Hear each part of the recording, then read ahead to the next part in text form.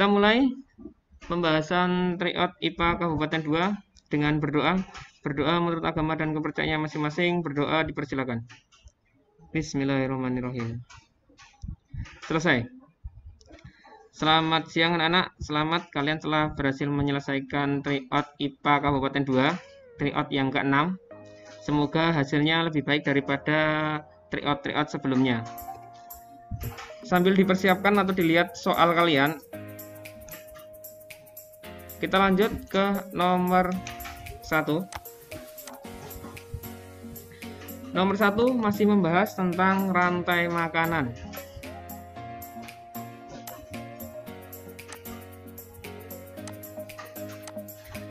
Rantai makanan yang sesuai pada ekosistem sungai adalah, nah kebetulan di sini produsennya ganggang, dan ganggang. A, B, C, D berarti semuanya bisa masuk ke produsen yang ada di ekosistem sungai. Oke. Ikan ada di sungai, katak, ular, oke bisa semua. Ikan, bangau, elang, ya bisa, katak, bangau, elang. Jadi semuanya bisa masuk ke ekosistem sungai. Ketika semua makhluk hidup yang ada di option jawabannya itu ada di ekosistem sungai, langkah yang kedua yaitu mengurutkan apakah rantai makanan itu posisinya dari produsen, konsumen 1, konsumen 2 itu sudah sesuai dengan urutannya. A, ganggang dimakan ikan. Oke, ada beberapa jenis ikan yang memang dia makan ganggang atau herbivora. Kemudian katak makan ikan. Lah, yang jadi permasalahan di sini, yang menjadi kesalahan untuk jawaban yang A di sini. Katak adalah hewan insektivora, pemakan serangga. Jadi bukan pemakan ikan. Jadi salahnya di sini. B, ganggang dimakan ikan, ya. Ikannya mau bangau. Oke. Ini ekosistem sungai seperti ini, ada kura-kura, ada bangau, ada katak, ada ikan. Oke. Bangau makan ikan, oke jelas. Memang makanan utama bangau adalah ikan. Elang makan bangau, oke. Tahu. Jadi jawabannya B. Ketika jawabannya B, berarti CD itu pasti salah. Kalian harus cari kesalahannya di mana. Ini salahnya di sini jelas, katak bukan makan ganggang, bukan pemakan ganggang, karena katak itu bukan herbivora, berarti salah.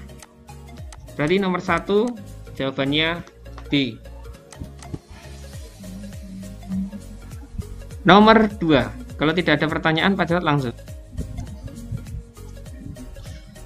Hubungan antara makhluk hidup yang membentuk simbiosis parasitisme. Parasitisme itu berarti yang satu merasa dirugikan karena dicuri makanannya, sari-sari makanannya, yang satu diuntungkan karena dia mendapatkan hasil curian.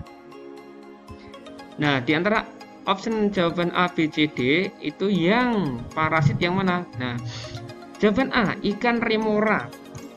Ikan remora itu ikan-ikan kecil ini yang selalu berenang mengikuti atau menempel pada ikan hiu.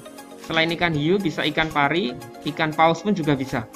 Nah, ada beberapa sumber yang menyatakan bahwa ikan remora dan ikan hiu itu termasuk simbiosis mutualisme. Tapi ada beberapa sumber juga itu menyatakan bahwa mereka berdua adalah komensalisme. Mutualisnya apa? Si remora dia mendapatkan makanan dari binatang-binatang kecil yang menempel di tubuh si hiu. Dia dapat makanan.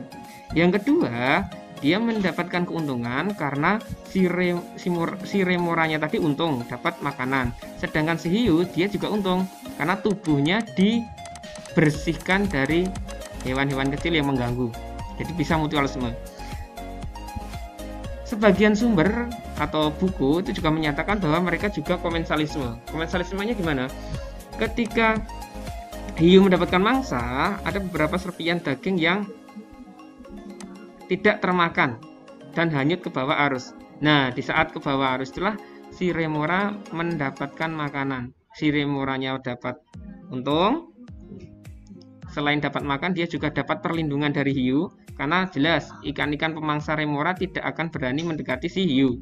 Tapi sedangkan si hiu itu dia tidak untung dan tidak rugi. Itu yang versi komensalisme. Berarti bisa mutualisme, bisa komensalisme. Padahal pertanyaannya apa? Parasitisme. Berarti salah. B. Anemon laut. Anemon laut hingga pada anemon laut dengan ikan badutnya. Anemon lautnya ini, ikan badutnya ini. Nah, ini juga sama, ada beberapa sumbernya menyatakan mereka berdua menjalankan hubungan mutualisme dan juga komensalisme. Jelas kalau mutualisme berarti badutnya dapat perlindungan. Kenapa? Karena anemon laut itu dia punya sengat. Sedangkan si badut di seluruh tubuhnya itu ada lendir. Ketika dia bersembunyi di anemon laut, dia tidak tersengat. Si badut dapat perlindungan, sedangkan si anemon laut dia dapat sisa-sisa makanan dari si ikan badut. Itu mutualisme. Kalau komensalismenya, versi komensalismenya, yang untung yaitu si badut, sedangkan si anemon tidak untung, tidak rugi. Gitu ya. Jadi nanti ketika kamu baca beberapa sumber, ini kok mutualisme, loh kok ini kok komensalisme, jangan bingung, karena dua-duanya memang bisa terjadi di alam itu. Nah, tapi pertanyaannya di sini adalah parasitisme, berarti jelas ya, B salah. Terus kemudian C, burung jalak hinggap pada kerbau. Ini juga sama. Ada yang menyatakan, beberapa sumber menyatakan bahwa hubungannya mutualisme, dan beberapa sumber lagi menyatakan bahwa hubungannya adalah komensalisme. Ketika mutualisme berarti si jalak ini untung, dia dapat kutu yang menempel di kerbau. Kerbaunya pasti juga untung. Kenapa? Dia dibersihkan kutunya. Ya. Jadi kutunya itu bersih karena dimakan si jalak. Kalau komensalisnya gini. Ada beberapa versi ya, tapi biasanya nggak banyak. Nah, ketika burung jalak itu terbang, dia capek. Ceritanya gini, capek. Terus dia perlu tempat bersinggah. Karena nggak ada pohon, nah dia bersinggah di tempat atau punggung si kerbau. Gitu. Jalaknya untung, tapi kerbaunya tidak untung dan tidak rugi. Gitu. Jadi gitu ya. Nah, karena pertanyaannya simbiosis parasitisme, berarti C juga salah, berarti menyisakan satu jawaban. Nah, kutu yang bersarang pada tubuh kucing, ini contohnya ya. Kutu jelas ya, dia untung karena dia mendapatkan makanan berupa darah. Sedangkan si kutu dia pasti rugi, darahnya dihisap, kadang membawa penyakit. Nah, berarti rugi. Jadi nomor 2 jawabannya D. Lanjut. Nomor 3. Penyebab berkurangnya populasi elang Jawa, ini kemarin kayaknya sudah ya, elang Jawa di lereng Gunung Merapi. Elang Jawa seperti ini ya. Ada jambulnya di atas kepala. Penyebab berkurangnya populasi, berarti ini sudah langka ya, hampir punah. Di lereng Gunung Merapi adalah A. Pemindahan populasi ke kebun binatang. Ini salah ya. Memang ada beberapa elang Jawa di kebun binatang, tapi tidak banyak. Dan tidak mengakibatkan populasinya menurun, berarti salah. Reboisasi di lereng Gunung Merapi, nah ini salah. Bukan penyebab populasi elang Jawa menurun. Kalau reboisasi itu malah bisa mengakibatkan populasinya meningkat. Kenapa? Karena pohon itu adalah salah satu tempat tinggal dari elang Jawa. Berarti ini jawabannya juga salah. Kelangkaan predator. Nah, ini juga salah.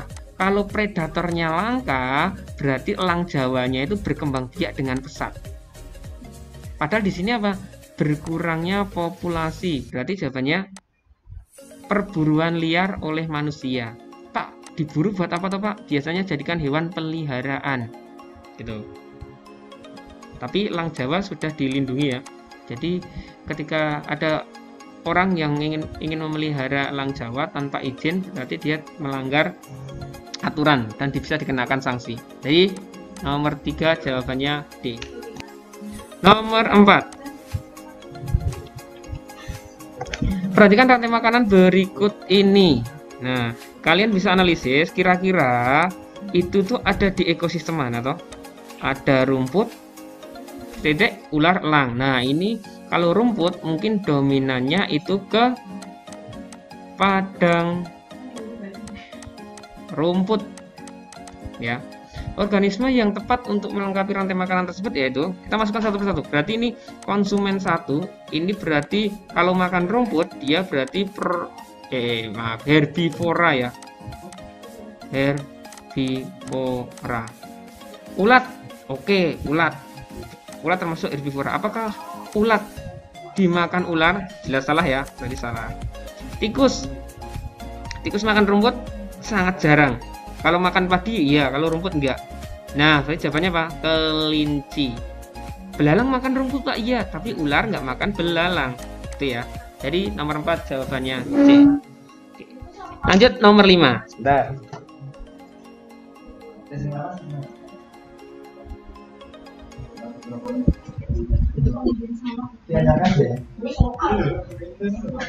Oke, kita lanjut nomor 5. Perhatikan gambar berikut. Ini ada kelelawar dan yang satu ada burung hantu. Kesamaan adaptasi, kesamaan. Walaupun dua jenis hewan yang berbeda, tapi secara adaptasi dia punya kesamaan. Bentar ya.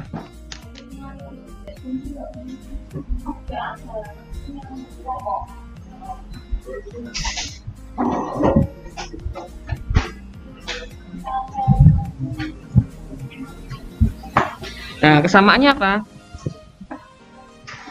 A. Memiliki kemampuan ekolokasi. Oke. Untuk si kelelawar, dia punya kemampuan ekolokasi. Ekolokasi itu apa toh? Nah, si kelelawar itu mengeluarkan bunyi. Nah, ketika bunyi itu terkena benda padat atau benda yang lebih rapat, maka dia akan memantulkan balik.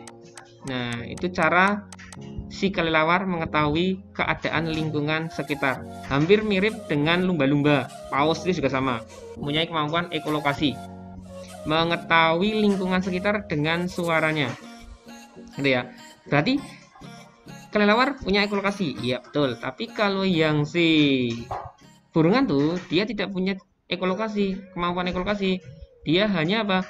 Punya plat di kepalanya. Fungsinya hampir mirip dengan daun telinga manusia. Apa? Mengumpulkan bunyi. Jadi ketika nanti ada bunyi, itu ditangkap, dikumpulkan oleh plat yang ada di muka si burung hantu. Terus nanti diarahkan ke telinganya. Jadi dia burung hantu tidak punya kemampuan ekolokasi. Jadi salah. B. Kemampuan terbang lambat. Kemampuan terbang lambat itu bisa dimiliki oleh si burung hantu. Dia punya bulu yang halus. Ketika dia mendekati mangsa, dia bisa terbang lambat tanpa bersuara. Tapi kalau si kelelawar, dia harus tetap mengepak-ngepakkan sayapnya untuk terbang. Ketika dia tidak mengepakkan sayapnya, dia tidak akan bisa terbang dan jatuh. Berarti salah. Pendengaran yang tajam. Oke, yang benar ini ya. Dua-duanya punya pendengaran yang tajam yang digunakan ketika malam hari untuk mencari mangsa, karena termasuk hewan nokturnal, hewan yang aktif mencari makan di malam hari. Penglihatan yang tajam. Kalau kelelawar tidak begitu tajam ya, lebih tajam burung hantu. Jadi jawabannya nomor 5C. Lanjut nomor 6. Tumbuhan yang memiliki kesamaan adaptasi dengan mawar. Mawar ya, kamu harus tahu dulu adaptasi mawar itu apa. Oh, mawar itu punya duri. Tubuhnya batangnya berduri. Nah, oke, nomor 1. Ini tebu, apakah berduri? Oh, tidak. Nomor 2. 2 itu Venus flytrap. Apa dia punya duri? Tidak. Lah ini apa, Pak? Ini bukan duri ya. Ingat, ini bukan duri. Ini kayak apa ya namanya? Kayak jeruji. Fungsinya untuk apa? Menangkap serangga. Ketika engselnya menutup, nah, mirip jeruji. Nah, kalau si kaktus jelas dia punya duri. Ini salak ya, salak juga punya duri. Oke, berarti jawabannya nomor 3 dan 4. 3 dan 4 jawabannya D. Jawabannya D. Nomor 6. Perhatikan tabel berikut. Cara perkembangbiakan hewan yang benar. Perkembangbiakan hewan berikut ini yang benar. Kadal ovovivipar, oke benar, tapi tidak semua kadal ya, hanya beberapa jenis kadal aja. Tapi kalau di dalam soal ujian itu biasanya kadal masuk ke ovovivipar. Walaupun ada beberapa jenis kadal yang ovipar ya. Oke. Buaya ovipar. Ini kadal kayak ini. Bukan kadal yang ada di sekitar rumahmu ya. Kalau di sekitar rumahmu itu yang ovipar tuh. Buaya, nah ini buaya ya. Kemarin ada yang tanya, "Pak, buaya itu kan ovovivipar, Pak." Yang tepat ini ya, ini telur buaya biasanya dikubur di dalam tanah atau dedaunan agar mendapatkan hangat atau panas sehingga bisa menetas. Ketika menetas dia akan keluar. Jadi ovipar benar. Platypus juga bertelur ya. Ini termasuk hewan mamalia, tapi dia bertelur satu-satunya ya. Untuk sampai saat ini satu-satunya hewan mamalia yang bertelur. Jadi salah ya, bukan vivipar ya. Amuba bukan tunas, tapi apa? Membelah diri. Ini tadi ovipar. Cacing pipih fragmentasi. Oke, masih ingat apa bedanya membelah diri sama fragmentasi? Halo, apa masih terhubung dengan Pak Jarot? Yang masih bisa jawab, apa kemarin bedanya membelah diri dan fragmentasi? Ayo. Oke. Nah, kalau membelah diri loh, ini kan ada titiknya toh. Inilah disebut dengan inti sel. Yang membelah itu inti selnya dulu. Loh, ini nomor 1. Mau membelah dan membelah. Ketika inti selnya sudah membelah, maka bagian tubuh yang lain baru ikutan membelah. Beda dengan fragmentasi. Kalau fragmentasi dimanapun tempatnya bisa menjadi individu. Contohnya ini di kepala, dipotong kepala atau terpotong, dia akan jadi individu baru, badannya juga akan individu baru, sedangkan ekornya juga akan jadi individu baru. Seperti itu ya. Nah, kembali ke pertanyaan, jadi jawabannya yang benar 1, 2, dan 5. Berarti jawabannya D. Lanjut nomor 8. Sistem ladang berpindah. Ada yang tahu nggak apa itu ladang berpindah? Jadi ladang berpindah itu seperti ini ya. Itu biasanya ada di Pulau Sumatera, Kalimantan, Sulawesi itu ya, yang masih banyak hutan, yang masih luas. Nah, ladang berpindah itu gini. Mereka memanfaatkan hutan, terus pohon-pohonnya ditebang seperti ini, terus semak belukarnya itu dibakar. Setelah itu mereka tanami tumbuhan-tumbuhan produktif seperti jagung, ketela, padi, dan lain sebagainya. Setelah berselang beberapa tahun, lama-lama tanahnya ini tidak produktif lagi, tidak subur lagi. Nah, mereka biasanya akan cari hutan lain yang bisa digunakan untuk bercocok tanam dan meninggalkan lahan yang mereka anggap sudah tidak subur lagi. Itu namanya ladang berpindah dan itu dampaknya sangat negatif. Nah, yang dilakukan oleh perambah hutan menciptakan area terbuka yang tandus, ya kan? Kalau sudah tandus, mereka nggak mau ngolah lagi, kebanyakan ya. Terus mereka pindah ke tempat lain yang lebih subur. Hal tersebut menimbulkan bencana banjir, ya salah satunya banjir, maupun kekeringan. Upaya yang tepat untuk menjaga keseimbangan lingkungan pada kondisi tersebut yaitu ya yang benar reboisasi ya. Nah, harusnya perambah hutan tadi ketika mereka merasa ini sudah tidak subur lagi, ya diolah tanahnya, ditanami tanaman yang besar, biar apa? Direboisasi lagi, biar tidak terjadi bencana banjir ketika musim hujan, kekeringan ketika musim kemarau. Kalau tumpang sari kemarin sempat dibahas ya, tumpang sari untuk menjaga unsur hara yang ada di dalam tanah agar tetap terjaga. Jadi tumpang sari itu gini maksudnya. Oh, Pak Jarod keliru tadi. Tumpang sari itu dalam satu lahan ditanami beberapa tumbuhan. Kalau kemarin rotasi tanah ya, yang tadi Pak Jarod bahas tadi rotasi tanaman, pergantian tanam. Kalau tumpang sari gini, Pak Jarod punya 1 hektar tanah. Yang sebelah sini Pak Jarod tanami padi, yang sini jagung. Yang sini kacang, yang sini jagung, yang sini kacang, yang sini padi. Nah, itu namanya tumpang sari. Dalam satu lahan ditanami beberapa jenis tumbuhan. Gitu ya. Nah, itu berarti salah karena itu tidak akan mengubah lahan yang tadinya tandus dan kering. Jadi salah. Alih fungsi lahan. Nah, yang dimaksud alih fungsi lahan itu seperti ini. Di sini harusnya jadi hutan lindung. Yang di sebelah sini ya, ini hutan lindung. Karena hutan lindungnya sudah tidak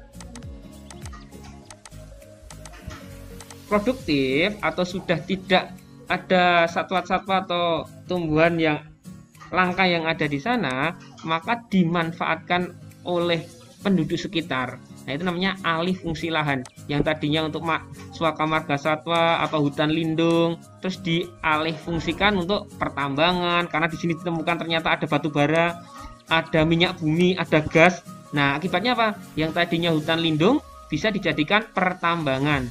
Itu namanya alih fungsi lahan. Itu tidak bisa mengatasi masalah banjir dan kekeringan. Berarti salah juga. Rotasi tanam, nah, yang Pak Jarod jelaskan tadi ya, itu hanya menjaga unsur hara yang ada di dalam tanah agar tidak hilang. Jadi jawabannya A, nomor 8. Nomor 9, persamaan dampak negatif penangkapan ikan menggunakan racun dan pukat harimau. Dampak negatifnya ya. Nah, pukat harimau itu apa? Kalau racun udah tahu ya. Kalau pukat harimau itu seperti ini, jaring, tapi di sini kecil-kecil, jaringnya kecil-kecil. Sehingga ikan-ikan kecil yang habis menetas, yang baru usia baby-baby, balita-balita itu juga ikut tertangkap. Apalagi yang gede-gede. Yang besar aja, yang kecil aja ketangkap, apalagi yang besar-besar ya. Nah, akibatnya apa? Populasi ikan akan menurun. Tuh. Nah, kita kembali ke pertanyaan. Dampak negatif persamaan antara menangkap ikan dengan menggunakan racun dengan menggunakan pukat harimau. Air laut tercemar. Oke. Yang ini tercemar. Kalau yang pakai pukat harimau tidak tercemar. Jadi salah. Habitat ikan hilang. Kalau yang pakai racun habitatnya nggak hilang. Tetap ada. Tapi hanya apa? Tercemar. Jadi salah ya. Yang pakai pukat harimau juga sama. Habitatnya akan ada. Tetap ada. Tapi apa? Tapi biasanya akan rusak. Kenapa? Kena jaring-jaring ini. Terumbu karangnya pada tergores, patah. Nah, berarti ini juga salah. Populasi ikan berkurang. Lah, jelas ini ya. Ditangkap, diracun, sama. Nanti populasinya akan drastis. Bahkan ada beberapa jenis ikan yang akan punah. Kenapa? Tidak sempat regenerasi. Contohnya diracun. Jelas ketika diracun, ikannya atau makhluk hidup yang ada di situ pasti akan mati. Entah itu dewasa, tua, anak-anak, balita, bayi, telur pasti akan mati. Akibatnya apa? Populasinya bisa punah. Itu juga terjadi pada penangkapan ikan menggunakan pukat harimau. Yang kecil-kecil aja ketangkap. Jadi dia tidak bisa regenerasi. Yang induk-induknya udah pada mati, ditangkap, terus anak-anaknya ditangkap, terus menyisakan apa di situ? Nah, populasi ikannya akan berkurang secara drastis ya. Hilangnya terumbu karang. Nah, salah ya. Terumbu karangnya tetap, tapi biasanya akan rusak. 9 jadi jawabannya C. Ada yang mau nanya? Lanjut ya. Nomor 10. Pada ekosistem sawah terdapat tikus, ular, elang, dan padi. Nah, urutannya seperti ini. Ular banyak diburu. Ularnya banyak diburu. Berarti jumlahnya apa? Jumlahnya sedikit. Ya kan? Kalau ular jumlahnya sedikit, berarti yang untung siapa? Yang untung tikus. Tikus akan merajalela, berkembang biak dengan pesat.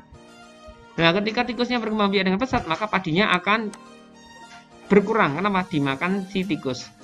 Nah, sekarang elang. Elangnya makan apa? Kalau ularnya sedikit, ya jelas elangnya akan berkurang populasinya juga. Nah, kita masukkan satu persatu pilihan jawabannya. Hasil panen padi menurun. Oke, menurun. Sedangkan populasi tikus meningkat. Oke, jawabannya ini. Berarti B salah, Pak. Iya. Hasil panen padi meningkat. Sebentar ya, hujan ya, tak masukin motor dulu ya. Sebentar.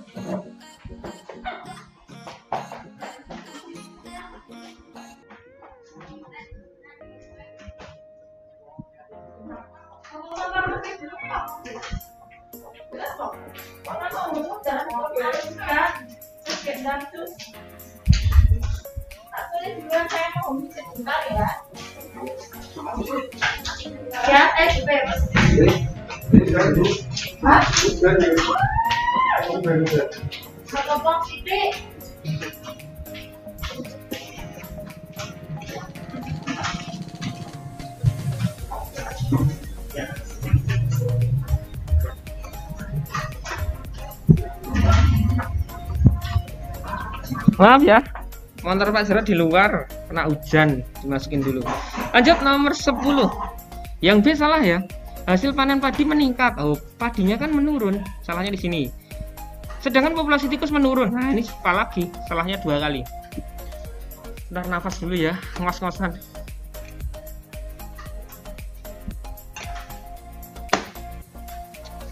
Yang C. Populasi tikus menurun. Oh, salah. Sedangkan populasi elang meningkat. Elangnya meningkat juga salah. Salah 2 kali. Lanjut D. Populasi tikus dan elang meningkat. Tikusnya meningkat, elangnya enggak. Nah, salahnya di elang. Jadi jawabannya A. Nomor 11. Perhatikan gambar berikut. Ini apa nih? Nyamuk. Fungsi bagian yang ditunjukkan huruf X berarti mulutnya. Nah, sebelum masuk ke nyamuk, Pak Jarod akan jelaskan dulu. Ini adaptasi morfologi ya. Ini termasuk adaptasi morfologi atau bentuk tubuh. Nah, ada beberapa jenis serangga yang memiliki mulut yang berbeda-beda. Yang pertama tipe serangga pengunyah. Mulutnya seperti ini. Ini biasanya pada belalang dan jangkrik. Kalau ini tipe serangga penghisap penjilat. Ini lalat. Penghisap dan penjilat. Nah, jangan suka menjilat ya. Tipe serangga penghisap. Ini kupu-kupu. Menghisap nektar atau mulutnya proboscis. Mulutnya bisa menggulung keluar, terus menggulung masuk lagi. Tipe serangga penghisap dan penusuk. Nah, ini jelas ya, nyamuk ya ini. Menusuk dulu, baru kayak sistemnya suntikan itu ya. Tipe serangga penghisap penusuk. Jadi sama ini. Ya. Nah, kembali ke soal. Fungsi bagian tubuh hewan yang ditunjukkan huruf X. Berarti ini mulutnya ya, mulut nyamuk. Jadi yang ini.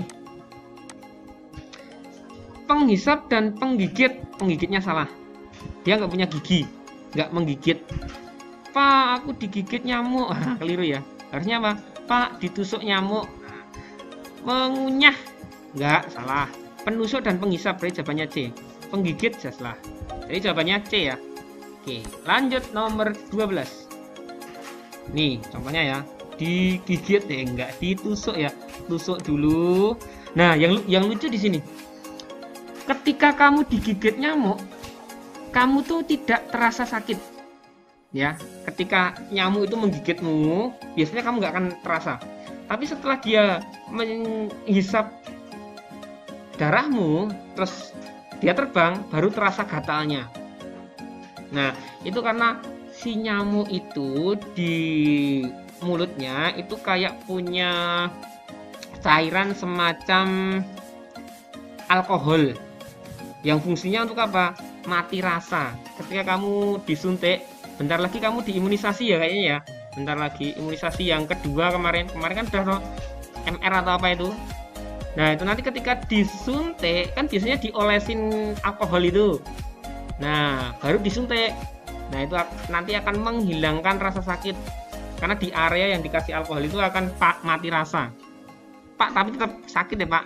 Oh ya, berarti alkoholnya kurang berarti ya. Lanjut nomor 12. Perhatikan gambar berikut. Bagian tubuh tumbuhan kacang-kacangan yang ditunjukkan anak panah. Nah, berarti yang ini ya. Ini apa tuh, Pak? Ini, Pak. Ini jelas akar. Akar ya. Nah, fungsinya untuk apa akar itu? Wah, mudah banget ini. Menyerap karbon dioksida. Salah ya. Yang menyerap karbon dioksida itu apa? Ya jelas mulut daun ya. Atau lentisel atau Kalau lentisel itu di batang, kalau di daun stomata. Ya. B. Mengikat oksigen. Enggak. Bukan mengikat oksigen.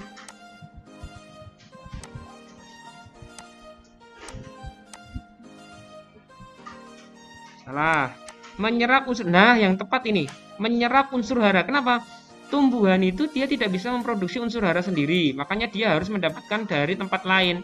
Unsur hara yang paling banyak ditemui itu ada di tanah. Nah, berarti fungsi akar apa? Selain menyerap menyerap air, dia juga menyerap unsur hara yang ada di tanah. Mengikat nitrogen? Salah ya. Jawabannya nomor 12 berarti C. Nomor 13. Hewan lain yang memiliki kesamaan daur hidup. Nah, ini. Daur hidup yang sama dengan apa ini? Belalang. Belalang itu metamorfosis tidak sempurna. Berarti apa? Telur, nimfa, imago, TNI. Nah, hewan lain yang memiliki kesamaan daur hidup seperti gambar yaitu kepik. Kepik itu sempurna ya. Jadi ini tulis saja S sempurna. Salah. Laron tidak sempurna. Kecoa tidak sempurna. Lalat sempurna. Oke. Rayap tidak sempurna. Laron, rayap, lala lili, naik becak. Nah. Semut sempurna. Capung tidak sempurna. Ngengat itu sempurna. Wah, berarti nggak ada. Nah, untuk nomor 13 ini tidak ada jawabannya ya. Nomor 13. Sementara ini tidak ada jawabannya. Jadi ini nanti kalau prediksi Pak Jarod akan jadi bonus. Ya, jadi jawab apapun nanti benar. Kenapa? Karena kepik itu dia termasuk metamorfosis sempurna karena ada larvanya, ada pupanya. Kalau lalat jelas ya, lalat ada pupanya, ada larvanya. Semut juga sama, ada pupanya, ada larvanya. Ngengat pun juga. Udah pernah lihat ngengat nggak? Ngengat itu kalau malam-malam ada kupu-kupu kayak pesawat jet yang terbang di sekeliling lampu. Warnanya putih kuning kecoklatan. Nah, itu ngengat ya. Hampir saudara dari kupu-kupu. Nah, berarti untuk nomor 13 sementara jadi bonus ya. Nanti tak tanyakan tim pembuat soalnya dulu. Tapi kalau dilihat dari option jawabannya, ini memang tidak ada jawabannya. Gitu ya. Nomor 14. Ani tidak berangkat sekolah karena sakit demam berdarah. Tahapan daur hidup nyamuk yang menyebabkan penyakit tersebut yaitu yang tadi ya. Jelas ya, pada tahapan dia dewasa atau imago. Jawabannya D, gampang. Nih, gejala demam berdarah ya, hati-hati karena bisa membahayakan ketika tidak segera ditangani. Gejalanya yang pertama demam mendadak tinggi hingga sampai 40 derajat Celcius. Rasa sakit di belakang mata dan di sendi tulang. Nyeri-nyeri di persendian. Mimisan kalau udah parah. Ruam, bintik-bintik merah. Nah, ini kalau udah bener-bener parah ya. Mudah memar, sakit kepala. Nah, itu sudah bahaya. Nomor 15, perhatikan gambar berikut. Jenis dan arah gerak sendi yang ditunjukkan. Ini berarti sendi yang ada di lutut ya. Apa ini? Sendi engsel. Berarti satu arah gerakannya. Oke, jawabannya apa? Jangan sampai salah di soal yang ini ya. Terlalu mudah. Eman-eman kalau sampai salah. Lanjut nomor 16. Kalau masih ragu, bingung, bisa langsung nanya ya. Di stop Pak Jarod. Perhatikan tabel berikut ciri perkembangan fisik. Perkembangan fisik laki-laki. Fisik itu berarti bisa dilihat dengan panca indera. Bisa diamati. Oh, kayak itu udah dewasa itu. Oh, anak itu pasti udah dewasa itu. Itu bisa dilihat lewat panca indera kita, terutama mata. Bisa diamati. Tumbuh jakun. Anak apa? Anak laki-laki. Oke, laki-laki, jakun. Suara menjadi nyaring, ini perempuan. Dada membidang, laki-laki. Panggul membesar, ini perempuan. Tumbuh rambut di bagian tertentu, lah ini bisa laki-laki, bisa perempuan. Kalau kumis ya laki-laki, kalau jambang ya laki-laki, kalau jenggot ya laki-laki. Tapi kalau di ketiak itu juga perempuan ada.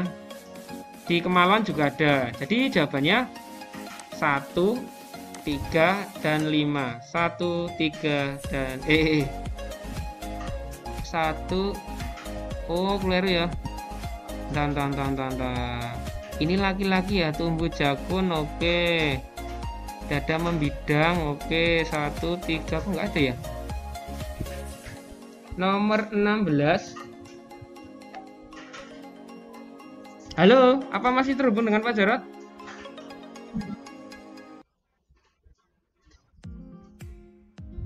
Satu tiga lima ini ya? 135 di tempat kalian jawabannya apa? C ya? Lah kok ini kok jadi 235 ya? Ini ya? Tapi di sini keliru ya. Kalau di soal kan ini 135 ya? Iya. Halo. Oh ya dah, berarti keliru nih Pak Jarot yang ngopi kok bisa 235 ya. Jadi jawabannya tetap C ya. Oke. Sekarang lanjut nomor 17.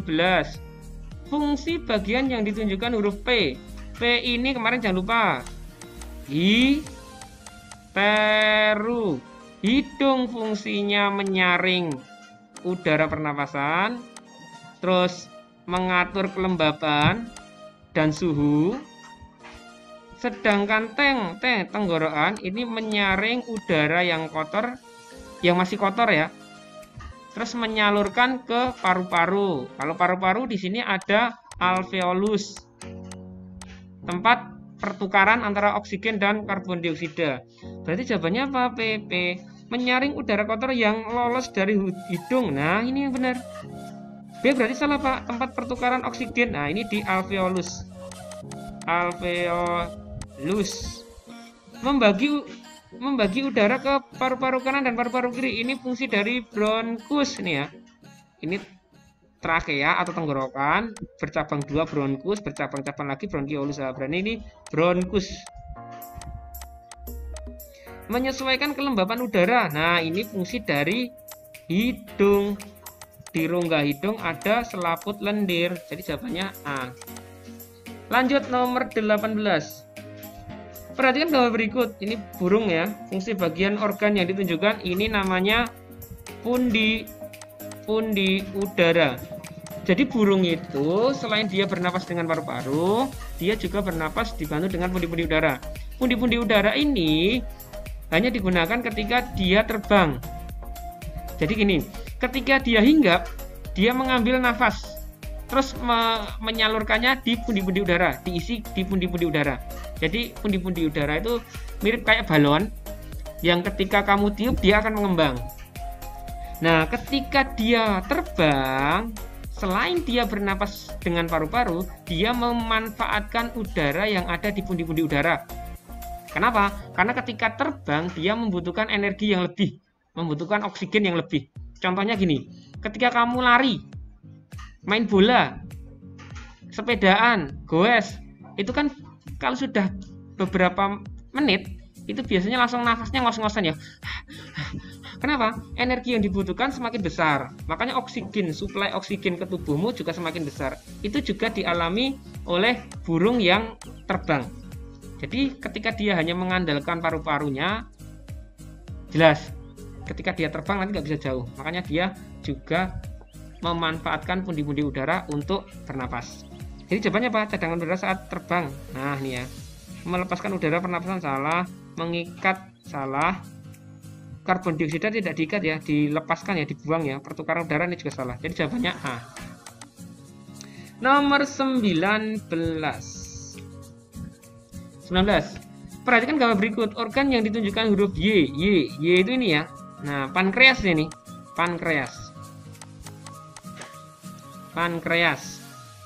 Nah, ini enzim ya, hati-hati ya. Enzim kalau sebenarnya banyak, tapi untuk jenjang SD hanya 3 tempat yang dibahas.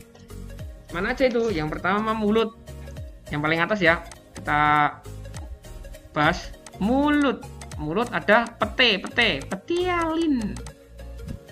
ya namanya, petialin. Terus yang di lambung kemarin singkatannya Pak Jarot pelanya lambung. P-nya pepsin, R-nya renin, A-nya asam klorida. Lah kalau yang ini Pak Jarod singkat tali. T-nya tripsin. A-nya amilase. Enzimnya ya. L-nya lipase. Oke. Apa fungsinya? Fungsinya nanti bisa lihat buku. Organ yang ditunjukkan huruf Y yaitu berarti ya ini. Kalau nggak tripsin, amilase atau lipase. Mengubah protein menjadi pepton. Nah, ini jelas salah ini. Ini fungsi dari pepsin. Singkatannya P3. Pepsin mengubah protein menjadi pepton. Jadi salah. Mencerna protein menjadi asam amino. Nah, ini benar. Ini fungsi dari apa? Fungsi dari tripsin. Tripsin biasanya disingkat TPA, tempat pembuangan anak. Salah ya. Yang benar apa? T-nya tripsin, P-nya protein, A-nya asam amino. Nah, membunuh kuman penyakit jelas. Ada di mana? Di lambung. Oleh apa? HCl atau asam klorida. Mengasamkan makanan ini juga HCl. Oke, jadi jawabannya D. Oke. Lanjut. Nomor 20. Pak Rahmat mengendarai sepeda motor menuju tempat bekerja yang jauh. Oh, ini Pak Rahmat nih. Dari rumahnya. Dia di perjalanan banyak debu, asap. Upaya yang tepat dilakukan untuk mencegah gangguan kesehatan ya jelas ya. Pakai masker ya. Ini gampang banget, jangan sampai salah. Perhatikan gambar berikut urutan peredaran darah. Peredaran darah besar ya, ingat. Peredaran darah itu dibagi jadi dua ya. Jadi 4 ding. Ada yang besar. Besar itu berarti dia dari jantung, jantung, seluruh tubuh kembali lagi ke jantung. Kecil. Kecil itu berarti dia ke jantung, paru-paru, jantung. Ada kotor atau CO2. Berarti ingat CO2 dari seluruh tubuh ke jantung baru ke paru-paru. Ingat kalau kotor dibawa ke paru-paru. Terus bersih. Kalau bersih berarti mengandung O2 dari paru-paru. Ingat paru-paru mesin cuci. Jantung baru ke seluruh tubuh. Oke. Besar berarti yang ini ya. Fokus ke yang besar. Oke, fokus ke yang besar ini. Besar. Berarti jantung. Jantung itu mana tuh? Ini berarti. Ingat, arahnya tuh arah peredaran darah itu searah jarum jam ya. Searah jarum jam. Searah jarum jam. Berarti ke sini. Nah, dari jantung nomor berapa? Jelas jantung nomor 3. Nih, nomor 3. Terus kemana? Ingat searah jarum jam. Nomor 5, nomor 6, nomor 7, nomor 1. 35, 6, 7, 1. 35, 6, 7, 1. Nah, berarti jawabannya D. Jelas ya? Ada yang mau ditanyakan? Ada yang mau masih ragu? Kalau enggak, kita lanjut. Nomor 22. Upaya yang tepat untuk memelihara kesehatan ginjal ya. Ginjal itu, ini ya. Ginjal fungsinya sebagai mengatur cairan tubuh ya, mengatur cairan yang ada di tubuh. Nah, caranya memelihara gimana? Ini terkait dengan cairan yang kita masukkan ke tubuh ya.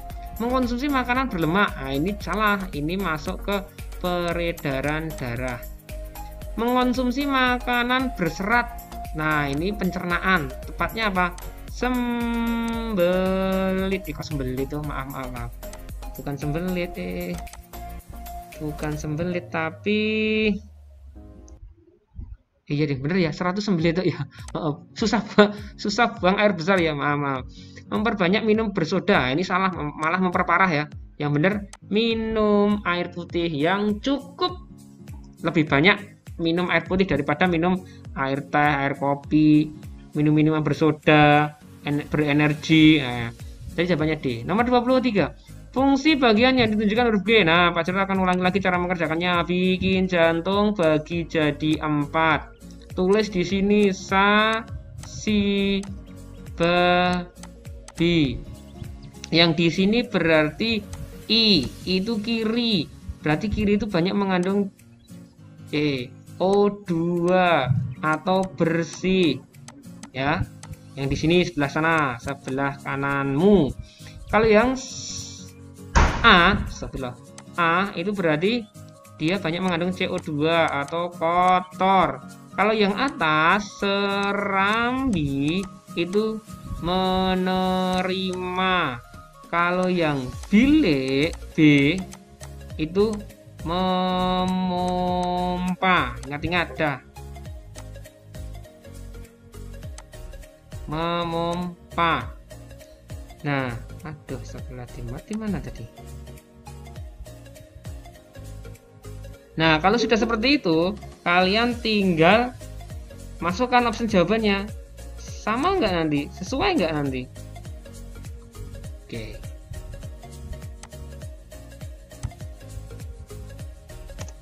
Menerima darah.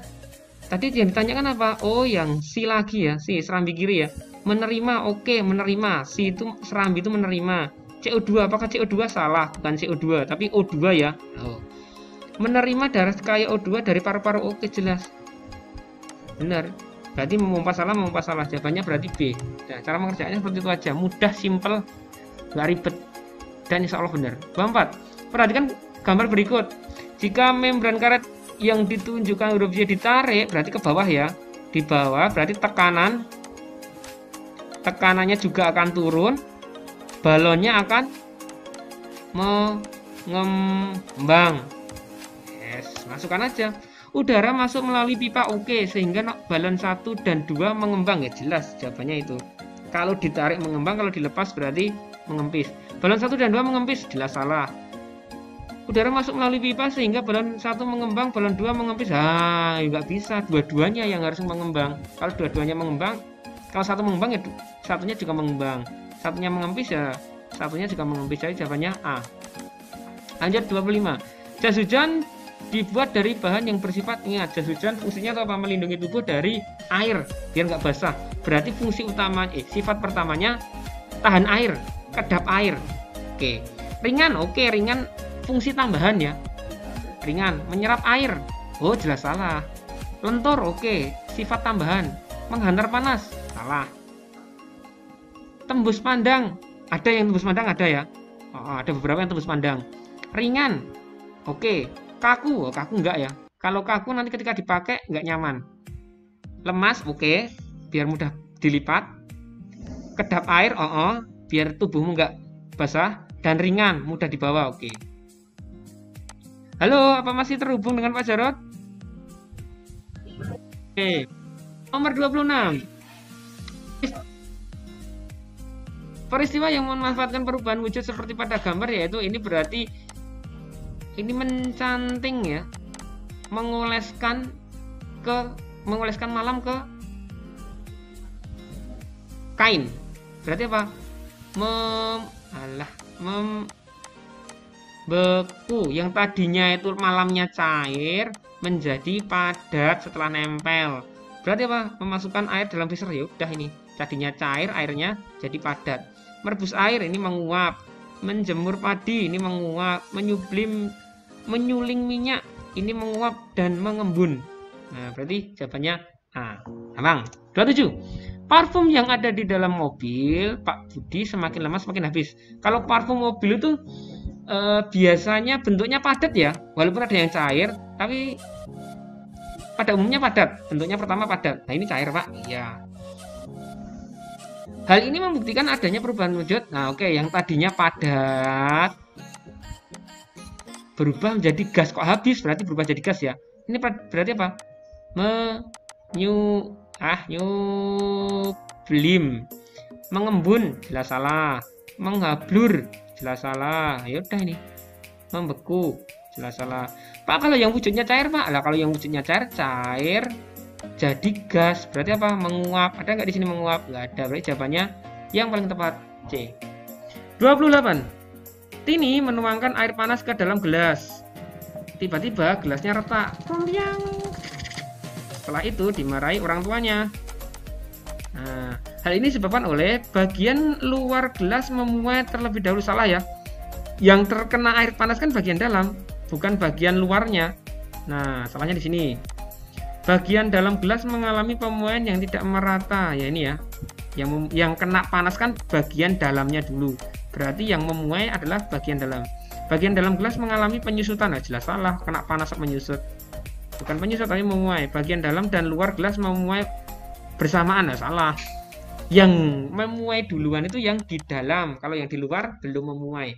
Maka terjadi perbedaan pemuaian, akhirnya retak, pecah. Jadi jawabannya B. 29. Perhatikan tabel berikut.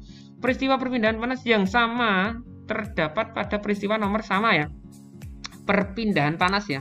Ingat, ada konveksi, zat perantaranya benda gas atau benda cair. Ada konduksi, perantaranya benda padat, dan ada radiasi tanpa zat perantara. Asap kebakaran yang membumbung. Asap itu benda gas, berarti apa? Konveksi. Tulis di sini konveksi. Menjemur pakaian di siang hari, pakaiannya basah jadi kering, berarti radiasi. Gerakan naik turun kacang hijau saat direbus. Oh, di kacang hijau kan ada airnya, atau yang direbus kan ada airnya, atau air berarti cair ya. Berarti apa? Konveksi. Tutup panci terasa panas. Tutup panci itu benda padat, berarti konduksi. Menetasnya telur ayam menggunakan sinar lampu. Oh, berarti ini radiasi. Yang mana ya berarti? Radiasi dan radiasi 2 dan 5. Gampang banget. Lanjut. Masih ada yang salah? Pasti masih ada ini. 30. Siti melakukan percobaan menggunakan 5 sendok yang terbuat dari bahan berbeda. Wah, ini kan cuma 3, Pak. Ini perumpamaan saja. Sendok-sendok tersebut dimasukkan ke dalam gelas berisi air dengan suhu 90 derajat Celcius. Setelah 3 menit diperoleh data sebagai berikut. Oh, berarti yang sendoknya panas itu berarti konduktor. Berarti konduktor. Berarti ini ISO, ini konduktor. Dah gampang. Pak, kok dingin, Pak? Karena dia tidak bisa menghantarkan panas, berarti isolator kan. Sendok 1 dan 2 terbuat dari bahan isolator. 1, 2, salah. Harusnya konduktor. Sendok 3 dan 4 termasuk bahan isolator. 3 dan 4, wah ya udah jawabannya ini. Pak C, Pak. 2 dan 3 termasuk konduktor. 2-nya konduktor, oke. 3-nya bukan. 3-nya ISO. 4 dan 5, 4-nya ISO. Oke. Nomor 31. Alat musik yang dimainkan dengan cara dipukul. Ini rebana ya, rebana ini. Ini tifa dari Maluku, asli dari Indonesia. Siter Pak, ini siter. Tamborin, hampir mirip dengan rebana ya. Kalau tamborin biasanya ada yang ada membrannya, ada yang enggak ya. Yang biasanya digunakan pengamen-pengamen di pinggir jalan itu loh. Cik. Nah, lanjut, piano, gong, calung, seperti ini. Calung yang dipukul ya, calung. Angklung digoyangkan. Nah, pertanyaannya, alat musik yang dimainkan dengan cara dipukul. Nah, jelas ya, yang ini dipukul bisa, digoyang juga bisa ya. Dipukul. Berarti ada nih. Siter, Pak, dipukul bisa, Pak, bisa. Habis itu hancur. Dah salah. Tamborin bisa. Piano dipukul salah. Gong bisa. Calungnya dipukul iya, angklungnya dipukul bisa, hancur habis itu. Jadi jawabannya, perhatikan tabel berikut. Alat musik yang memiliki sumber bunyi berupa dawai ya. Nah, dawai ya. Jadi sumber bunyinya itu dari dawai atau senar. Kulintang kayak gini ya. Sebilah kayu, alat musik pukul.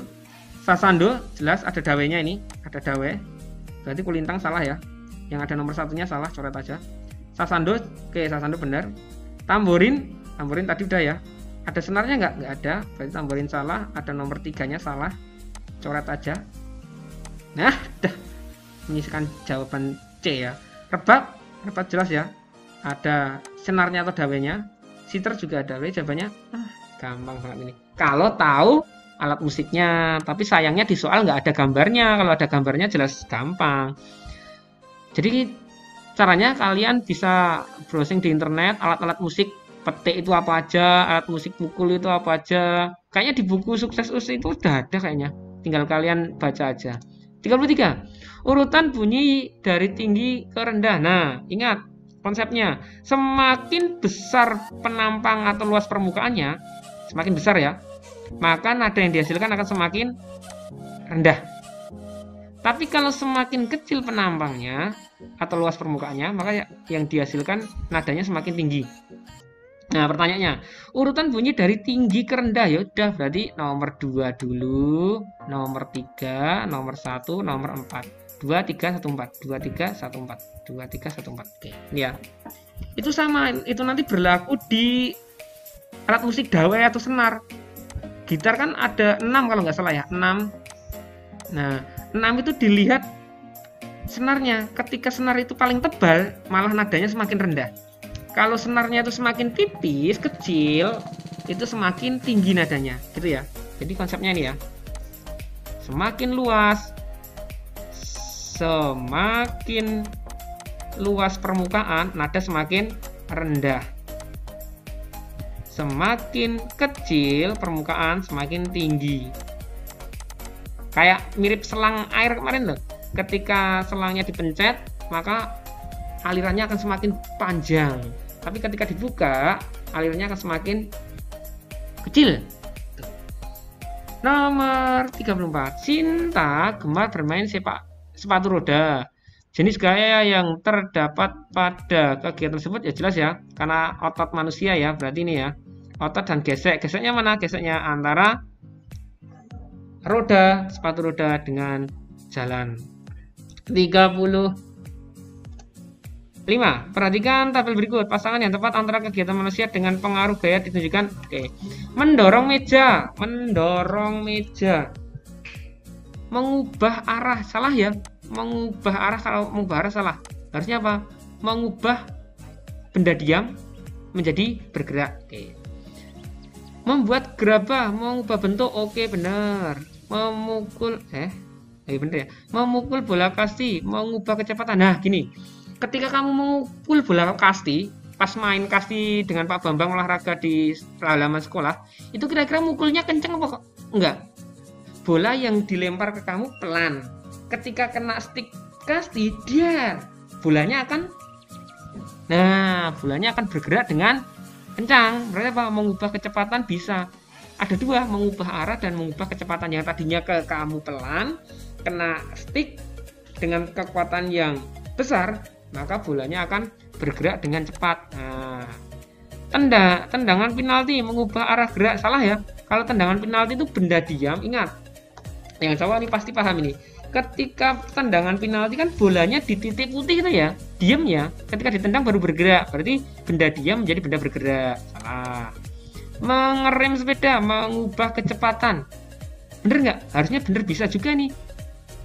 Mengubah kecepatan yang tadinya kecepatannya 90 km per jam, direm, cirit, lama-lama pelan. Nah, ini juga bisa sebenarnya.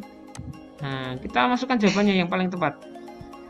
Nomor 1 salah, oke. Nomor 4 salah, oke. Menyisakan satu jawaban, ya udah B jawabannya. Oke ya. Ada yang mau ditanyakan?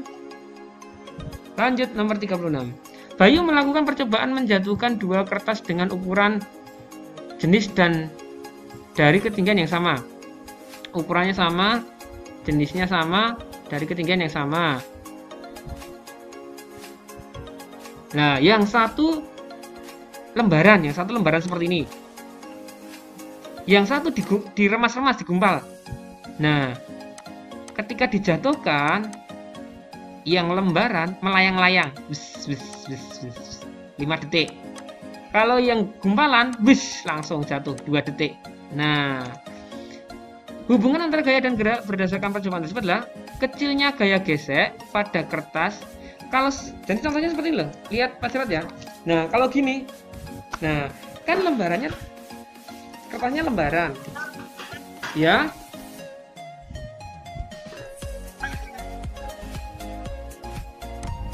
Nah,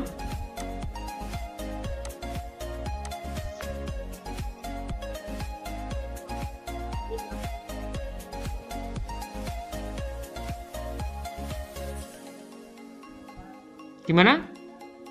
Iya, oh, bener. Jadi memukul bola kasti itu ada dua ya. Yang pertama mengubah arah itu bener, mengubah arah bener. Ya, mengubah kecepatan bener nggak? Mengubah kecepatan itu benar. Gimana? Jadi gini loh. Sekarang kamu bayangkan ketika main kasti pas olahraga, temanmu melempar bola ke kamu. Set, bolanya pelan nggak itu? Pelan pasti. Ketika kamu pukul, itu nanti akan kecepatannya berubah. Selain mengubah arah, nah jadi selain mengubah arah, memukul bola kasti juga bisa mengubah kecepatan. Hati-hati di situ, gitu ya. Mengubah arah itu bener banget, kelihatan sekali toh. Yang tadinya ke kamu, terus kamu pukul, bolanya jadi jauh menjauhi kamu, itu bener. Tapi di sisi lain, selain mengubah arah juga mengubah kecepatan, ya. Kan nggak mungkin sama ketika bola itu dilemparkan ke kamu, katakanlah kecepatannya 10 km. Ketika kamu pukul, kecepatannya juga 10 km. Ya enggak, pasti akan lebih cepat. Apalagi kalau menggunakan tenaga yang lebih besar, gitu ya. Itu nggak salah, mengubah arah nggak salah. Tapi selain mengubah arah, juga mengubah kecepatan, gitu ya. Gitu ya. Jadi jawabannya 2 dan 3. Gimana? Masih ragu? Kalau masih ragu, nanti coba kamu perhatikan video orang yang main tenis. Apa tuh? Main kasti ya. Bolanya nanti tetap ketika dilempar nggak begitu kenceng, ketika dipukul pakai stick dia akan lebih kencang daripada hanya menggunakan tangan, dilempar dengan tangan. Gitu ya. Paham ya? Nomor 36. Nah, nomor 36 lihat Pak Jarot. Contohnya Pak Jarot tisu aja ya. Nah, tisu ini lembaran, dijatuhkan, dia akan melayang-layang dulu. Kenapa? Karena permukaan tisu itu lebar, sehingga gaya geseknya terhadap udara itu besar. Makanya dia bisa melayang-layang. Tapi kalau diremas-remas dalam bentuk gumpalan, luas permukaannya kecil, maka gaya geseknya kecil, dia akan langsung jatuh seperti itu. Nah, jadi yang benar yang mana, Pak? Yang benar, kecilnya gaya gesek pada kertas yang permukaannya luas. Salah, kalau semakin luas maka semakin besar gaya geseknya. Salah. Contohnya gini, kamu punya sepeda kemarin kan baru musim sepeda ya. Ada yang sepedanya itu dibikin ban sepedanya itu kecil. Contohnya sepeda balap itu kecil. Fungsinya apa? Untuk mengurangi gesekan, sehingga ketika dia mengayuh dia bisa lebih kencang daripada sepeda gunung. Kalau sepeda gunung kan tapak bannya itu lebar, akibatnya apa? Gaya geseknya besar, mengakibatkan ketika dinaiki terasa berat. Semakin luas permukaan benda yang bergesek, maka gaya geseknya semakin besar. Jadi salah ya. Besarnya gaya gesek pada kertas yang permukaannya sempit. Nah, salah ini, kebalik juga nih. Kalau sempit, gaya geseknya apa? Kecil. Semakin sempit permukaan kertas, oke, maka waktu yang dibutuhkan semakin cepat. Nah, ini. Semakin sempit, semakin kecil, maka semakin cepat dia akan jatuh ke bawah. Ini buktinya hanya 2 detik. Jadi jawabannya C, semakin luas permukaan kertas, maka waktu dibutuhkan semakin apa nih? Semakin cepat. Salah ya. Oke, nomor 27. Nomor 27. Pak Andi melihat bagian dalam arloji dengan Suryakanta itu loop ya. Loop Suryakanta ya. Bagian dalam arloji terlihat lebih besar, jelas ya. Jadi dibiaskan. Bagian dalam arloji memantulkan cahaya, oke, memantulkan cahaya, menembus Suryakanta lalu dibiaskan ya. Udah ini. Ini kalau dipantulkan salah. Memantulkan cahaya menembus lalu dipantulkan salah ya. Bagian dalam arloji merambatkan, bukan merambatkan ya, memantulkan ya. Bagian dalam arloji merambatkan, ini juga salah. Jadi jawabannya jadi gini loh. Contohnya ya, di sini ada jam tangan ya, katakanlah jam tangan. Nah, cahayanya dari sini, cahayanya itu dipantulkan oleh arloji. Ini matamu di sini ya, mata dari yang lihat. Nah, cahaya kena arloji dipantulkan melewati loop, berarti dibiaskan yang tadinya kecil-kecil jadi besar, terus kena mata dari tukang arloji Pak Andi. Nomor 38. Kegiatan manusia yang memanfaatkan sifat cahaya merambat lurus berarti terbentuk sebuah bayangan nanti. Mengamati ikan dalam akuarium. Akuarium itu benda bening, berarti menembus benda bening, salah. Melihat kendaraan lain dari spion, berarti dipantulkan, jadi salah. Melihat pemandangan dari balik jendela kaca, berarti menembus benda bening, salah. Udah, menyisakan jawaban D. Menggunakan lampu senter untuk menerangi jalan, contohnya nih loh, ini benda bening, ini ada kaca, ada cermin ya, memantulkan, ini menembus benda bening. Nah ini ya, ada garis lurus. Jawabannya D. 39. Perhatikan hal berikut. Perubahan bentuk energi saat alat pada gambar digunakan adalah, ini kinetik ya, ini dinamonya. Ketika kepala dinamo ini didekatkan, dikenakan dengan ban, maka kepala dinamonya akan bergerak. Di sini ada kumparan, terus di sini ada magnet U. Nah, jadi gerak, kimianya salah, berubah jadi listrik, baru jadi cahaya. Kalau dimanfaatkan jadi cahaya. Ini biasanya terdapat pada sepeda-sepeda ya zaman dulu ya. Kalau sekarang pakai batu baterai itu ya, berarti kimia ya. Sekarang lebih praktis. Kalau zaman dulu memang menggunakan dinamo sepeda ini. Dan ketika malam hari akan lebih berat. Kenapa? Karena membutuhkan energi yang lebih besar untuk menyalakan lampu.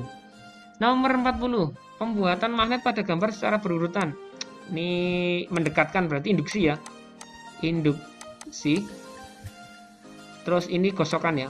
Gosokan. Berarti induksi dan gosokan. Oke. Elektronnya nggak ada, elektronnya nggak ada, elektronnya nggak ada. Udah gampang nih. Kalau elektro berarti harus ada sumber energinya. Dari apa? Batu baterai atau aki. Oke. 41. Sifat magnet pada gambar tersebut. Nah, kamu bisa amati. Ini benda yang terbuat dari logam atau ferromagnetik. Kalau ini non logam. Nah, yang logam bisa tertarik, sedangkan yang non logam tidak tertarik. Ya udah gampang nih. Dapat menarik benda magnetis atau ferromagnetik. Memiliki dua kutub. Enggak. Menembus benda tipis. Enggak ada benda tipisnya. Kutub senama tolak menolak. Enggak, magnetnya cuma satu. 42. Bu Ani mencuci pakaian menggunakan air keran. Kondisi keran tidak bisa tertutup rapat. Memang kerannya sudah dol ya, sudah rusak, jadi nggak bisa menutup rapat. Sehingga air masih menetes sedikit-sedikit. Salah satu cara menghemat energi, mencuci pakaian setiap hari. Enggak. Kenapa? Kasusnya di sini loh. Tidak tertutup dengan rapat. Jadi keran airnya itu memang tidak bisa tertutup dengan rapat. Meletakkan ember di bawah ini ya. Ketika keran airnya itu menetes ya, menetes sedikit-sedikit, walaupun ini sudah ditutup karena kondisi keran airnya itu memang rusak, agar tetap bisa menghemat air, ya udah di bawahnya dikasih ember. Ketika nanti sudah penuh, nah, airnya dibuang, kan airnya dimanfaatkan untuk kegiatan yang lain, terus bawahnya kasih ember lagi gitu loh. Kalau solusi yang paling tepat apa? Ya udah ganti aja keran yang baru udah. Tapi di sini kan nggak ada. Menggunakan air keran hanya untuk mandi, salah. Menggunakan air bekas cucian, salah. Jadi jawabannya B. 43. Perhatikan gambar berikut. Nah, ini gampang ya. Keadaan lampu apabila S1 S2 ditutup. S1 S2 ditutup berarti bisa nyala. S1 ditutup, S2 ditutup. L4 padam, L4 ini padam, berarti nggak bisa lewat sini karena L4 padam, jembatannya rusak, jadi nggak bisa lewat, berarti ini juga akan padam. Cari yang padam. Oh, L3 juga padam, cari L3 padam. Dah, yang lain salah gitu ya. Loh kok bisa Pak? Masa kayak gitu Pak? Gampang banget Pak. Jadi gini loh, kalau pengen agak sulit jadi gini nih, tak ulangi dulu. Nah, Yang mati tadi mana yang mati? Yang mati ini kan mati. Ini kutub positifnya di sini ya. Ini positif, ini negatif. Ingat, arus listrik bergerak dari kutub arus positif ke negatif, jadi ke sini. Mau ke sini nggak bisa. Kenapa? Ini putus.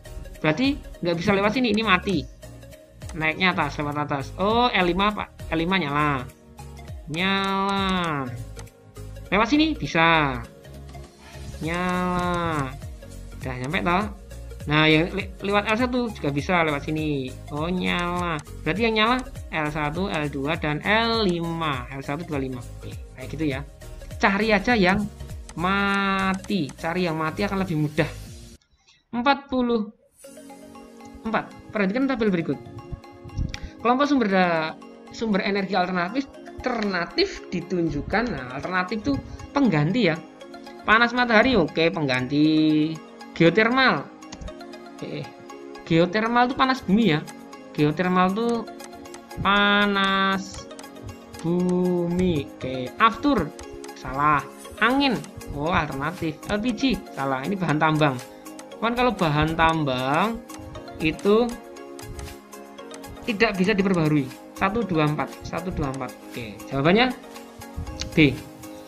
45. Perhatikan pernyataan berikut. Planet yang memiliki ciri sebagai berikut. Memiliki atmosfer yang sangat tipis. Wah, apa ya nih? Nggak tahu nih. Nah, permukaan berupa kawah, lembah-lembah besar, dan gunung api. Wah, apa nih? Wah, nggak paham nih. 3. Memiliki satelit. Nah, ini baru jelas ini. Kalau nggak paham yang nomor 1, nomor 2, pasti salah satu dari ciri itu pasti kamu tahu. Phobos dan Deimos. Oh, nah ini miliknya sih Mars, planet merah. Itu. Udah ya, tadi jawabannya 45. Nah, 46. Posisi matahari, bumi, dan bulan. Kayak gini kan? Nah, berarti apa? Gerhana apa nih? Yang di tengah bumi. Berarti gerhana bulan. Ini keliru berarti nih. Oh, ini keliru nih. Masa posisi matahari, bumi, bulan saat terjadi gerhana matahari. Oh, ini nggak urut ya. Harusnya gini ya. Matahari, bulan, dan bumi gitu ya. Kan gerhana matahari. Nah, ingat cincin. Berarti kalau cincin itu apa? Ada perpanjangan. Perpanjangan umbra. Nah, yang mana?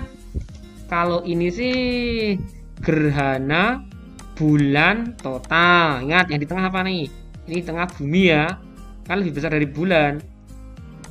Ini gerhana bulan sebagian. Jelas salah. Lah ini yang di tengah kan bumi, bulan. Berarti gerhana matahari cincin. Jawabannya C. Kalau ini gerhana matahari total ya. Pas di sini total ya, kalian di sini. Jadi jawabannya C. 47. Gerakan bulan mengelilingi bumi. Bulan mengelilingi bumi. Nah, kayak gini ya. Perbedaan waktu di bumi salah. Kalau ini apa? Rotabum. Rotasi bumi. Perubahan kenampakan bulan. Nah, ya ini. Kita mengenal ada bulan baru, bulan sabit, bulan cembung, bulan purnama, dan lain sebagainya. Pergantian siang dan malam ini rotabum. Perbedaan lama waktu rotabum. Berarti salah. Oke, 47 dari jawabannya B. 48. Perhatikan gambar berikut. Prediksi peristiwa yang terjadi apabila daur air pada nomor 4. Nomor 4 ini pas infiltrasi. Halo? Ada yang mau ditanyakan? Infiltrasi ya? Nomor 4 infiltrasi atau peresapan. Nah, prediksi peristiwa yang terjadi apabila daur air pada nomor 4 terganggu akibat penebangan hutan. Wow, akibat penebangan hutan. Meningkatnya jumlah sumber mata air. Salah. Kalau hutannya ditebang, air yang jatuh ke tanah itu akan banyak jadi limpasan, bukan meresap melalui pori-pori tanah. Kenapa? Pohonnya yang meresap air pada ditebangi. Kekurangan air bersih. Nah, ini yang benar ya. Ketika airnya itu tidak bisa meresap ke tanah, maka cadangan air atau mata air itu akan habis. Ketika musim kemarau akan kekeringan. Ini salah tadi ya. Kesuburan tanah meningkat karena mikroorganisme mati. Nah, ini harusnya kebalik ini. Kalau mati ya kesuburan tanahnya akan berkurang. Penurunan suhu udara karena berkurangnya tumbuhan. Salah. Ini pas posisi di infiltrasinya. Berarti jawabannya B. Kekurangan air bersih di musim kemarau. Kenapa? Karena mata airnya pada mengering. 49. Tebu dapat dimanfaatkan untuk pembuatan tebu. Nah, kalau biodiesel ini ya. Biodiesel atau biosolar. Ini apa, Pak? Ini nih pohon jarak. Pohon jarak. Biasanya dimanfaatkan untuk biodiesel, biosolar. Gula merah. Gula merah itu dari tebu, oke bisa. Tapi pertanyaannya tebu dapat dimanfaatkan untuk gula merah atau tebu ya. Gula merah itu dari aren ya. Pohon aren bisa. Pohon aren. Pohon kelapa itu juga bisa. Bisa loh kelapa itu. Terus kalau kerosin itu, hah? Iya, kerosin itu minyak tanah. Orang luar menyebutnya minyak tanah itu kerosin. Minyak tanah. Nah, ini berarti bahan tambang ya. Jadi salah. Berarti spiritus ya. Kalau kemarin kalian pas kelas 3 atau kelas 4 pernah ke Madukesma belum? Outing kelas di sana. Belum ya? Waduh, sayang sekali. Di sana kemarin adik kelasmu mungkin yang ke sana lihat proses pembuatan gula pasir dan pembuatan spiritus atau etanol. Namanya etanol. Udah toh, naik kereta itu loh. Hah? Oh ya, itu selain menghasilkan Madukesma itu selain menghasilkan gula pasir juga menghasilkan etanol atau spiritus. Itu ya. Jadi jawabannya D. Lanjut yang terakhir 50. Perhatikan tabel berikut sumber daya alam yang tidak dapat diperbarui. Garis bawahi tidak dapat. Berarti bahan tambang. Emas tidak dapat. Damar itu tumbuhan ya. Berarti salah. Batu bara oke. Terpentin dari pinus. Aspal oke. Karet tumbuhan karet. Nah, berarti mana? 1 3 5. 135. Oke, ada yang mau didiskusikan lagi, mau ditanyakan, mau dibahas lagi, masih ragu boleh bertanya sebelum diakhiri. Ini agak gampang ya, cukup gampang ya ini dibandingkan yang sebelum-sebelumnya. Kemarin sudah rata-rata 64 ya, harusnya sekarang bisa tembus 70 lah. Masa di kisaran 60 aja ya. Kemarin Pak Jarod cukup prihatin bagi anak-anak yang nilainya masih di bawah 60, bahkan ada yang 18 ya. Aduh, masa 18 itu berarti bener 9 loh, bayangkan. Soal 50 bener 9 ya. Aduh, senut. Jadi gini ya, kalau mengerjakan itu dianalisis, jangan hanya sekedar dibaca. Ya, dicoret-coret lah. Bahasa sederhananya dicoret-coret. Kalau hanya sekedar dibaca ya nanti akan banyak salahnya gitu ya. Terus sebelum tryout bisa lihat pembahasan tryout kemarin itu. Kenapa? Karena soal yang sudah muncul, sudah pernah itu bisa muncul lagi gitu loh. Gitu ya. Halo, ada yang mau ditanyakan lagi atau didiskusikan? Kalau tidak, coba kalian sekarang skor prediksi sendiri ya. Tadi yang jadi bonus 1 ya, sementara 1. Jadi nanti jumlah skor dikali 2 itu. Nah, tapi nanti jangan khawatir kalau prediksinya salah dengan Pak Jarod. Kenapa? Karena Pak Jarod prediksinya nanti pakai jawaban yang kamu kirim lewat LJO. Pak Jarod yang dikoreksi itu ya. Jadi nanti mungkin bisa prediksimu, prediksi Pak Jarod dan hasil dari Kabupaten 2 dari dinas itu beda, nggak masalah. Kenapa? Yang dikoreksi juga beda.